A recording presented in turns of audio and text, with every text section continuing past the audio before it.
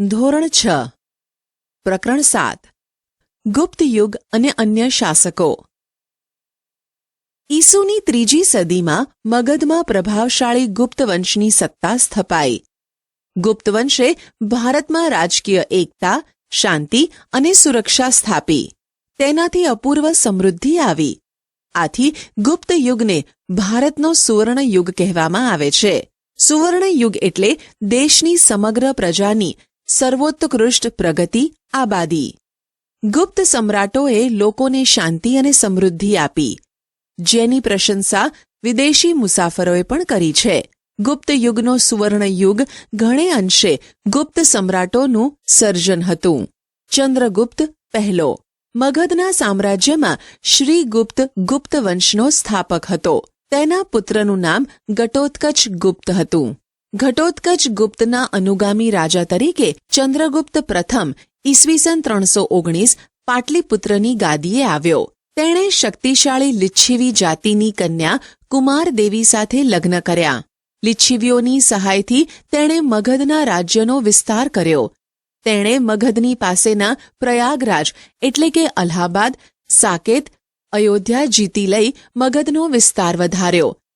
તેણે મહારાજને બદલે મહારાજાધિરાજ જેવું ગૌરવપ્રદ બિરુદ ધારણ કર્યું હતું।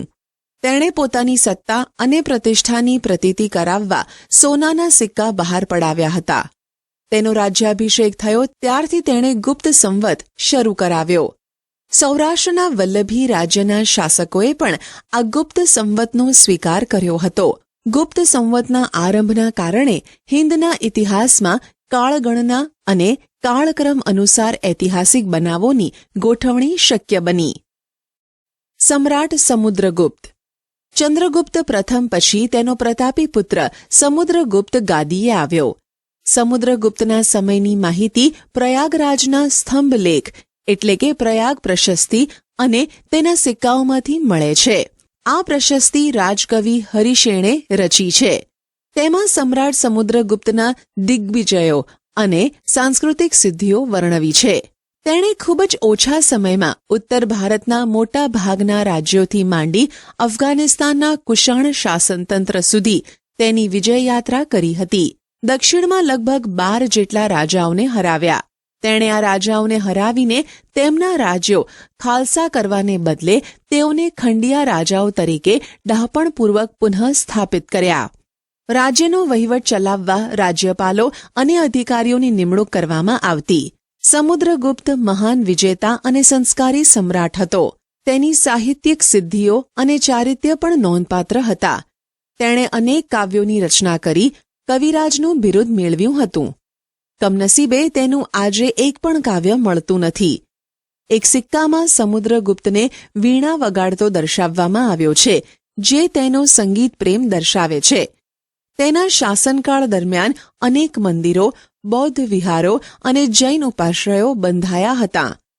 તેણે અશ્વમેઘ યજ્ઞ કર્યો હતો। આ સંદર્ભે તેણે સિક્કા પડાવ્યા હતા। તેણે પોતાના દરબારમાં વિદ્વાનોને એકત્રિત કરી ઉચ્ચ પ્રકારનું સાહિત્ય સર્જન કરાવ્યું હતું। જ્ઞાનીઓ તેની અને તે જ્ઞાનીઓની સોબત ઈચ્છતા હતા। તેણે હિન્દુ ધર્મને ઉત્તેજન આપ્યું હતું। તેણે સામાજિક રીતરિવાજોને સ્વીકાર્યા હતા।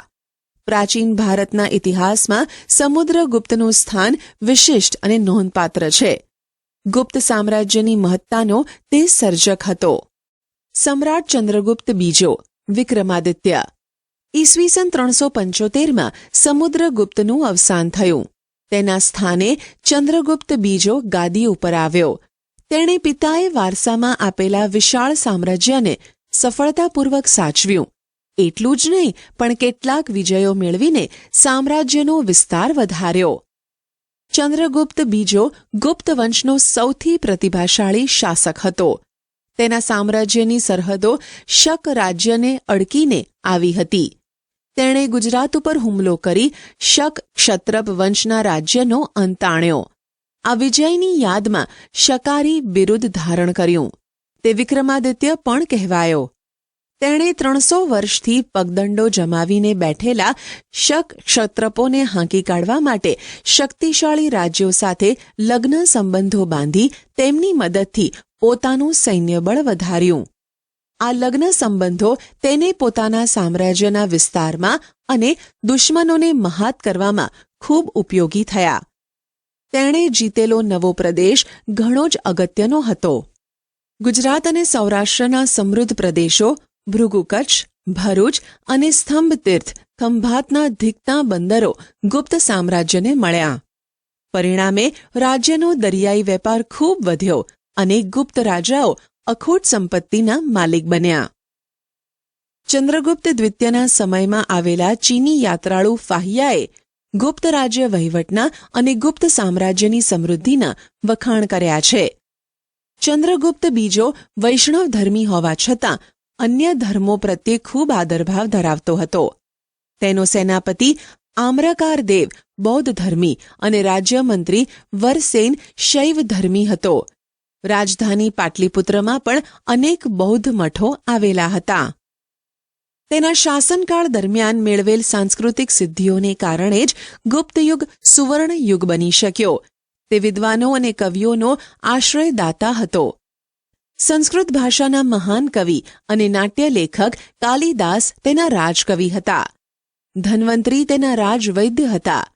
વૈજ્ઞાનિક વરાહમિહિર, વૈતાલ ભટ્ટ, અમરકોશના રચયિતા અમરસિંહ જેવા રત્નોથી તેનો રાજદરબાર શોભતો હતો. તેના સમયમાં શિલ્પ, સ્થાપત્ય અને ચિત્રકલાનો સુંદર વિકાસ થયો. અજંતાના ઘણા કલાપ મંડપો તેના સમયમાં તૈયાર થયા. તેણે રાજધાની પાટલીપુત્રમાં અનેક બૌદ્ધ મઠો બંધાવ્યા હતા. દિલ્હી પાસેનો મહેરોલી લોહસ્તંભ તેના સમયમાં સ્થપાયો, જેને સદીઓ સુધી તાપ અને વરસાદમાં રહેવા છતાં કાટ લાગ્યો નથી. તેણે પાટલીપુત્ર ઉપરાંત ઉજ્જૈનને બીજી રાજધાની બનાવી. તેણે રાજ્યને જુદા જુદા વહીવટી એકમોમાં વહેંચી સુવ્યવસ્થિત વહીવટ ચલાવ્યો. લગભગ ઈસવીસન 414ના અરસામાં મહાન સમ્રાટ ચંદ્રગુપ્ત વિક્રમાદિત્યનું અવસાન થયું. કુમારગુપ્ત પહેલો. ચંદ્રગુપ્ત બીજાના અવસાન પછી તેનો પ્રતાપી પુત્ર કુમારગુપ્ત પહેલો ગાદીએ આવ્યો. તેનો શાસનકાળ શાંતિ અને સમૃદ્ધિનો યુગ હતો. તેણે વિશાળ સામ્રાજ્યને જાળવી રાખ્યું હતું. તેના સમયમાં પુષ્યમિત્ર જાતિના લોકોએ બળવો કર્યો હતો. આ બળવાને તેના પુત્ર સ્કંદગુપ્તે તરત જ શમાવી દીધો હતો. તેના સમયમાં સામ્રાજ્યની ઉત્તર સરહદે હુણોએ હુમલા શરૂ કર્યા હતા. સ્કંદગુપ્તે તેમને પાછા કાઢ્યા હતા. કુમારગુપ્ત કાર્તિકેયનો ભક્ત હતો અને તે ધર્મસહિષ્ણુ રાજા હતો. તેણે બૌદ્ધો અને જૈનોને પણ દાન આપ્યા હતા. નાલંદાની પ્રસિદ્ધ બૌદ્ધ વિદ્યાપીઠ તેના સમયમાં સ્થપાઈ હતી. અજંતાની કેટલીક ગુફાઓ તેના સમયમાં તૈયાર થઈ. સ્કંદગુપ્ત. કુમારગુપ્ત પહેલા પછી તેનો વીરપુત્ર સ્કંદગુપ્ત ગાદી પર બેઠો. તે ગુપ્ત યુગનો છેલ્લો મહાન રાજા હતો. ગિરનારના અભિલેખમાં જણાવ્યા પ્રમાણે તેણે શાસનકાળના શરૂઆતના વર્ષોમાં હુણોને હરાવ્યા હતા. હુણો સાથેની લડાઈમાં પુષ્કળ દ્રવ્ય વપરાઈ ગયું. પરિણામે ગુપ્ત સામ્રાજ્યની આર્થિક સંપત્તિમાં ઓટ આવી. સ્કંદગુપ્ત પછીના નિર્બળ શાસકો જનુની અને શક્તિશાળી હુણોના આક્રમણને ખાળી શક્યા નહીં અને ગુપ્ત સામ્રાજ્ય ઈસવીસન 550માં છિન્ન ભિન્ન થઈ ગયું.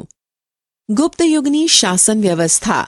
ગુપ્ત યુગના શાસનતંત્ર વિશે આપણને અભિલેખો, સ્મૃતિઓ અને પુરાણોમાંથી માહિતી મળે છે. તે પ્રમાણે શાસનતંત્ર કેન્દ્રીય, પ્રાંતીય અને સ્થાનિક એમ 3 વિભાગોમાં વહેંચાયેલું હતું. કેન્દ્રીય વહીવટીતંત્ર. ગુપ્ત શાસનતંત્રમાં સમ્રાટ વહીવટીતંત્રના કેન્દ્ર સ્થાને હતા. તેઓ મહારાજાધિરાજ, પરમ ભાગવત જેવા બિરુદો ધરાવતા હતા. વહીવટીતંત્રમાં મુખ્ય સેનાપતિ મહાબલાધિકૃત, વિદેશ મંત્રી મહાસંધિ વિગ્રહક, મહેલો અને દ્વારોના રક્ષકોના વડા મહાપ્રતિહાર કહેવામાં આવતા. મહાઅશ્વપતિ એ ઘોડેસવાર સેનાના વડા અને મહાપિલુપતિ એ હાથીની સેનાના વડા હતા. રાજ્યના દસ્તાવેજો સાચવવા માટે પુસ્તપાલની નિમણૂક કરવામાં આવતી. પ્રાંતીય વહીવટીતંત્ર. પ્રાંતના વડા તરીકે મોટે ભાગે રાજકુમારને મૂકવામાં આવતા. કુમારામાત્ય અને આયુક્ત પ્રાંતમાં મુખ્ય ભૂમિકા ભજવતા. પ્રાંતને ભુક્તિ કહેવામાં આવતું, જેના વડા પ્રાદેશિક હતા. પ્રાંતને જિલ્લામાં વહેંચવામાં આવતું. જિલ્લાને વિષય કહેવામાં આવતો. કેટલાક નગરો અને રાજધાની પાટલીપુત્રમાં મ્યુનિસિપાલિટી જેવી વહીવટી વ્યવસ્થા દેખાય છે. તેમાં નગર શ્રેષ્ઠી, કાયસ્થ, મુખ્ય કારીગર અને મુખ્ય વેપારી એમ 4નું વર્ચસ્વ જોવા મળે છે. સ્થાનિક વહીવટી તંત્ર. ગ્રામ કક્ષાએ સમિતિ બનાવવામાં આવતી, જેમાં વડીલો, ગામના મુખી અને અગત્યના વયસ્ક નાગરિકોનો સમાવેશ કરવામાં આવતો. ગુપ્ત યુગની આર્થિક સ્થિતિ. ગુપ્ત યુગ આર્થિક પરિસ્થિતિમાં ભારતનો સુવર્ણ યુગ હતો. ખેતી, આંતરિક વેપાર અને આંતરરાષ્ટ્રીય વેપાર ખૂબ વિકસ્યો હતો. વિશિષ્ટ ખેત પદ્ધતિઓમાં વાર્ષિક, ત્રિવાર્ષિક અને પંચવાર્ષિક ખેત પદ્ધતિઓ જોવા મળેલ છે. ઉત્તર ભારતમાં ઘઉં, ચોખા, ગાંધારમાં શેરડી, કાશ્મીરમાં દ્રાક્ષ અને કેસર તથા કામરૂપમાં નાળિયેર થતાં. બંગાળમાં પુષ્કળ પ્રમાણમાં ચોખા થતા. ગુજરાતમાં અને સિંધમાં કપાસનો પાક અને બંગાળમાં રેશમનું ઉત્પાદન થતું. દક્ષિણ ભારતમાં મરી મસાલા, રેશમ અને કપાસનો વેપાર વિકસ્યો હતો. રાજા કુલ ઉત્પાદનનો 6ઠ્ઠો ભાગ કર તરીકે લેતા હતા. બ્રાહ્મણો અને મંદિરોને ભૂમિ દાનમાં આપવામાં આવતી હતી. આંતરરાષ્ટ્રીય વેપાર એ ગુપ્ત યુગની વિશેષતા હતી. ભારતથી સ્થળ માર્ગે મધ્ય એશિયા લઈને યુરોપ સુધી સુતરાઉ કાપડ, રેશમી કાપડ અને મસાલા નિકાસ થતા. તો ખંભાત, ભરૂચ, સોપારા અને તામ્રલિપ્તિ જેવા આંતરરાષ્ટ્રીય બંદરોના માધ્યમથી વિશ્વના પૂર્વ અને પશ્ચિમ ભાગમાં સુતરાઉ કાપડ, રેશમી કાપડ, મસાલા, તેજાના, ઇમારતી લાકડાની નિકાસ થતી, જ્યારે સોનું, ચાંદી અને અન્ય ચીજોની આયાત થતી. ધાર્મિક સ્થિતિ. ગુપ્ત યુગમાં હિન્દુ ધર્મ અને સંસ્કૃતિ પૂર્ણ કળાએ ખીલેલા જોવા મળે છે. ગુપ્ત સમ્રાટો વૈષ્ણવ ધર્મને રાજ્ય ધર્મનો દરજ્જો આપતા. પરિણામે વિષ્ણુ, તેમના અવતારો શ્રીરામ અને શ્રીકૃષ્ણ આ સમયમાં મહદંશે પૂજાતા. લક્ષ્મી દેવી તરીકે બહુ જ ખ્યાત થયા. આ જ સમયમાં રામાયણ અને મહાભારત તેમજ પુરાણોનું પુનઃસંકલન થયું. શ્રીમદ ભગવદ્ ગીતા આ સમયે ખૂબ મહત્વપૂર્ણ ગ્રંથ બન્યો. વૈષ્ણવ ધર્મની જેમ જ શૈવ ધર્મ પણ ગુપ્તકાળમાં વિકસ્યો હતો. દક્ષિણ ભારતમાં શૈવ સંતો નાયનાર કહેવાતા, જ્યારે વૈષ્ણવ સંતો આલ્વાર કહેવાતા. મહિષાસુર મર્દની દુર્ગાની પૂજા પણ પ્રચલિત થઈ હતી. સૂર્ય અને કાર્તિકેયની પૂજા પણ પ્રચલિત થઈ હતી. ગુપ્ત યુગમાં બૌદ્ધ ધર્મ અને જૈન ધર્મનો પણ વિકાસ થયો હતો. સમુદ્રગુપ્ત બૌદ્ધ ધર્મનો સંરક્ષક હતો. બૌદ્ધ ધર્મના મહાયાન અને હિનયાન પંથ વિકસ્યા હતા. ગુપ્ત યુગની સાંસ્કૃતિક સ્થિતિ. ગુપ્ત યુગ સાંસ્કૃતિક રીતે ભારતનો સુવર્ણ યુગ હતો. આ યુગમાં અનેક નવી ભાષાઓ ઉત્પન્ન થઈ હતી. કાલિદાસ, સ્કંદ સ્વામી, હરિસ્વામી અને રાણી વિજયા તથા આર્યસુર આ સમયના મહત્વના સાહિત્યકારો હતા. આ સર્વમાં કાલિદાસ સર્વશ્રેષ્ઠ હતા. કાલિદાસને ભારતના શેક્સપિયર કહેવામાં આવે છે. તેમણે ભારતીય મહાકાવ્યોની કથાવસ્તુ લઈ અભિજ્ઞાન શાકુંતલમ, રઘુવંશમ અને મેઘદૂતમ જેવા મહાકાવ્યોની રચના કરી. ગુપ્ત યુગ એ મંદિર સ્થાપત્યોની રચનાનો યુગ હતો. ગુજરાતમાં ગોપ, નચના કોઠારનું પાર્વતી મંદિર અને ઝાંસીનું મંદિર એ ભારતના સૌપ્રથમ ઇન્ટેરી મંદિરો છે. ગુપ્ત યુગ આ દ્રષ્ટિએ મંદિર સ્થાપત્યની શરૂઆત દર્શાવે છે. દુર્ગા, બુદ્ધ, કૃષ્ણ અને શિવની મૂર્તિઓ આ કાળે મોટા પ્રમાણમાં બની. ગુપ્ત યુગમાં વિજ્ઞાનની સ્થિતિ. મહાન વૈજ્ઞાનિકોમાં આર્યભટ્ટ અને વરામિહિર આ સમયમાં થયા. આર્યભટ્ટે શૂન્ય અને દશાંશ પદ્ધતિની શોધ કરી. વરામિહિરે બૃહદ સંહિતા નામનો ખગોળશાસ્ત્રને લગતો મહત્વપૂર્ણ ગ્રંથ લખ્યો. વાઘભટ્ટે આયુર્વેદ ક્ષેત્રે અષ્ટાંગ હૃદય સંહિતા નામનો મહાન ગ્રંથ લખ્યો. આ કાળે મનુષ્યો અને પ્રાણીઓ માટે વૈદક શાસ્ત્ર વિકસ્યું હતું. હાથી ઘોડાની દવાઓ પણ શોધાઈ હતી. રસાયણશાસ્ત્રનો પણ ખાસો વિકાસ થયો હતો. તેનું સર્વશ્રેષ્ઠ ઉદાહરણ દિલ્હી પાસે આવેલો મહેરોલીનો લોહસ્તંભ છે, જેને હજી સુધી કાટ લાગ્યો નથી. સમ્રાટ હર્ષવર્ધન. ગુપ્તયુગ પછી પ્રાચીન ભારતના મહત્વપૂર્ણ રાજ્યોમાં હર્ષવર્ધનનું રાજ્ય ગણાય છે. તેઓ થાણેશ્વરના પુષ્યભૂતિ વંશના હતા. પ્રભાકર વર્ધનના પુત્ર રાજ્યવર્ધન અને હર્ષવર્ધન હતા. જ્યારે તેમની પુત્રી રાજ્યશ્રી હતી. રાજ્યશ્રી કનોજના રાજા ધ્રુવવર્માને પરણી હતી. ગૌડ રાજવી શશાંક અને માલવ રાજે રાજ્યશ્રીનું અપહરણ કરી રાજ્ય પર આક્રમણ કરતા મોટી કટોકટી ઊભી થઈ. રાજ્યવર્ધનનું મૃત્યુ રાજ્યશ્રીને બચાવવા જતા થયું. આવી કટોકટીભરી પરિસ્થિતિમાં ઈસવીસન 606માં સમ્રાટ હર્ષે રાજ્યારોહણ કર્યું. તેમણે રાજ્યશ્રીને બચાવ્યા. એટલું જ નહીં, રાજ્યશ્રીનું રાજ્ય કનોજ અને થાણેશ્વર એમ બંને રાજ્યો પર પોતાનું યોગ્ય શાસન શરૂ કર્યું. હર્ષવર્ધન પ્રાચીન ભારતના છેલ્લા મહાન સમ્રાટ હતા. તેમણે મગધ, ઓડિશા, સારસ્વત, ગૌડ, મિથિલા સુધી પોતાનું સામ્રાજ્ય ફેલાવ્યું હતું. તેના સમકાલીન રાજ્યોમાં વલ્ભીના મૈત્રક રાજા ધ્રુવસેન તેના જમાઈ હતા. દખ્ખણમાં પુલકેશી બીજો સૌથી શક્તિશાળી રાજા હતો. હર્ષવર્ધન અને પુલકેશી વચ્ચે થયેલા નર્મદાના યુદ્ધમાં સમ્રાટ હર્ષનો પરાજય થયો. હર્ષ મોટે ભાગે નર્મદાથી ઉત્તરના શક્તિશાળી રાજા ગણાતા હતા. સમ્રાટ હર્ષનું સાંસ્કૃતિક પ્રદાન બહુ જ અગત્યનું હતું. તેના સમયમાં મહાન ચીની યાત્રી યુઅન શ્વાંગ ભારત આવ્યા હતા.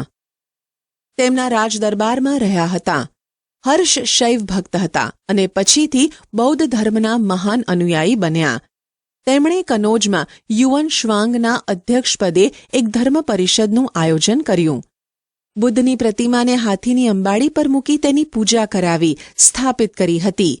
મહાયાન અને હીનયાન સંપ્રદાયો વિશે આ પરિષદમાં ગોષ્ઠી યોજાઈ હતી. સમ્રાટ હર્ષ સાહિત્ય, કલા અને વિદ્યા પ્રત્યે અનુરાગ રાખતો હતો. તેના દરબારમાં મહાન કવિ બાણભટ્ટ સંકળાયેલા હતા, જેમણે હર્ષચરિતમ અને કાદંબરી જેવા સંસ્કૃત સાહિત્યના મહાન ગ્રંથો લખ્યા હતા. મયુરભટ્ટ અને કવિ જયસેન પણ હર્ષના સમયના મહાન કવિઓ હતા. સમ્રાટ હર્ષ પોતે પણ ઉચ્ચ કોટીના સાહિત્યકાર હતા. તેમણે પ્રિયદર્શિકા અને રત્નાવલી નામના 2 નાટકોની રચના કરી હતી. સાથે સાથે ભગવાન બુદ્ધની જાતક કથાઓ પરથી નાગાનંદ નામનું વિશિષ્ટ નાટક પણ લખ્યું હતું. હર્ષે અન્ય દેશો સાથે પણ મૈત્રી સંબંધો બાંધ્યા હતા. તેમણે પોતાના દૂત મંડળને ચીનમાં મોકલ્યા હતા. તે જ રીતે ચીનથી ભારતમાં ચીનના દૂત મંડળે મુલાકાત લીધી હતી. આ દ્રષ્ટિએ સમ્રાટ હર્ષ એક ઉચ્ચ કોટીના શાસક, વિજેતા, વહીવટીકર્તા અને સાહિત્યકાર હતા. તેમણે નાલંદા વિદ્યાપીઠને નિભાવવા માટે 100 ગામ ભેટમાં આપ્યા હતા. પુલકેશી બીજો. સમ્રાટ હર્ષના સમકાલીન રાજ્યોમાં સૌથી શક્તિશાળી ચાલુક્ય વંશી રાજા પુલકેશી બીજા હતા. તેમણે મહારાષ્ટ્રમાં રાષ્ટ્રકૂટો પાસેથી સત્તા આંચકી રાજ્ય સ્થાપ્યું. પુલકેશી બીજાએ 40 વર્ષ જેટલા લાંબા સમય સુધી શાસન કર્યું હતું. તેણે સમ્રાટ હર્ષને પણ હરાવ્યા હતા. તે મહાન વિજેતા હતા. તેણે દક્ષિણ ભારતના કદંબો, માહેશ્વરના ગંગો, કોંકણના મૌર્યોને હરાવી દક્ષિણ પથના સ્વામીનું બિરુદ પ્રાપ્ત કર્યું હતું. લાટ, માલવ અને ગુર્જરોને પણ તેણે હરાવ્યા હતા. કર્ણાટક, મહારાષ્ટ્ર અને કોંકણ એ સમગ્ર વિસ્તારનો તે સ્વામી હતો. હર્ષની જેમ તેણે પણ અન્ય દેશો સાથે સંબંધો વિકસાવ્યા હતા. તેણે ઈરાનમાં પોતાના એક રાજદૂતને મોકલ્યો હતો.